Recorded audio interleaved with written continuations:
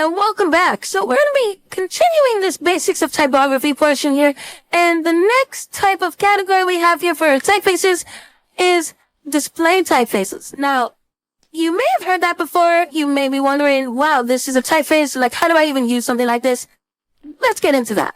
Now, this includes typefaces like Lobster or Abril. Now, this category is the broadest and includes the most variation, as you can see over here.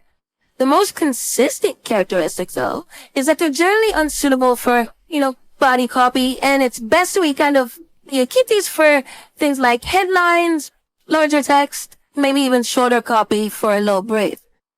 Definitely use this if you need to draw attention to something. So like this is Lobster. This is a really, really nice one. I like it a lot. And you can definitely see this being used in like a website or a marketing website or something like that. So you might have something like maybe this one over here. I can see something like this. This is, I think this is a Abril right here. And, one great thing about this typeface is even though it is a serif, it definitely has that contrast that is just like very, very pronounced here. Kind of like a throwback to, a Didoni or modern, serif, typeface. You may look at these display typefaces and think, well, that's a serif or a sans serif. And in reality, you're definitely right. Like I mentioned before, they do have serifs, but technically it would still be categorized as a display typeface because you wouldn't use it as body copy. And in this example, you may be thinking, well, how do I use it? Now, this is pulled from Dribble, and this is by Ozia Arafat, and they took a great job contrasting typefaces here on the web. Let's take a look over here.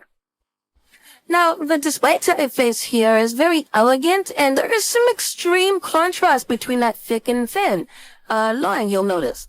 You could try to use this as body copy, but it would be really, really hard to read. I guarantee that.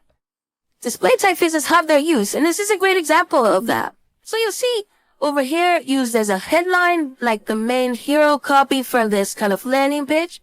And you'll see over here just as a title. Now, I couldn't imagine using this pretty consistently to typeset like all this copy. It would just be really hard to read, like I mentioned before. But this is still a great example of how you could utilize that, even for the web. And the last category I have is called monospace. Now, you may be thinking, what is monospace? These kind of look like sans serif, and they are variants of sans serif or serif types of fonts. Now, Roboto monospace is one example of a monospace typeface. And these are fixed pitch or fixed width, or non-proportional fonts. Its letters and characters each occupy, you'll notice that over here, they'll each occupy the same amount of horizontal space. Narrower characters simply get a bit more spacing around them to make up for that difference. So you'll see like a narrow character, like the end, or like a T, I don't have a T over here, but these are pretty similar, and you'll see they still have the same width right across horizontally. You'll notice that they all take up the same amount of space regardless of their letter.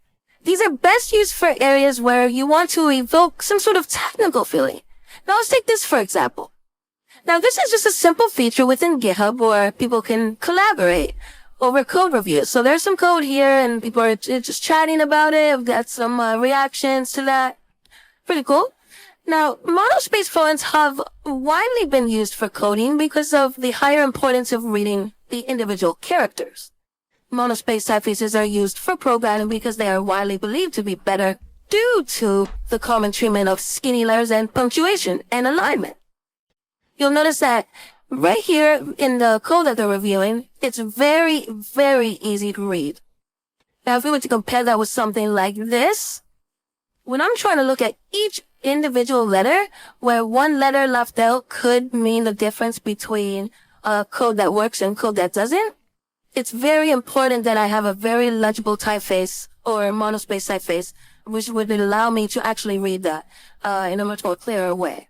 It's a very, very functional typeface, and like I said, mostly used by like programmers and within that kind of realm. There are definitely other use cases for it.